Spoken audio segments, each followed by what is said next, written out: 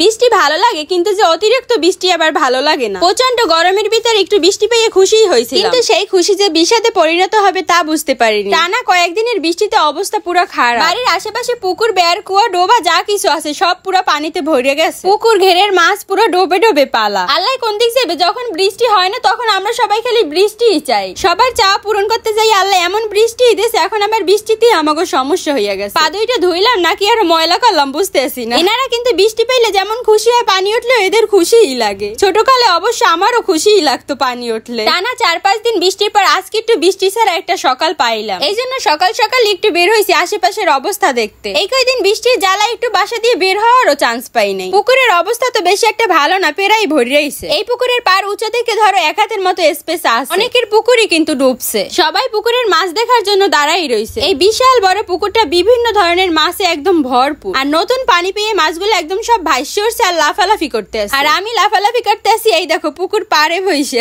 এই যে সকাল সকাল জাল নিয়ে নামে পড়ছে মাছ ধরার লেগে। জাল খেয়া মারছে অর্ধেকই পড়ছে জঙ্গলের উপর। জাল টাইন নিয়ে উঠাইতে পারতেছে না, ডালে বাজে পড়ছে। সারা পুকুরেই ডালপালা ফালানো, কারণ মাছ ভরা পুকুরে ডাল না ফেলাইলে চোরে এক খাও মারিয়ে লইয়ে দৌড় মারবে।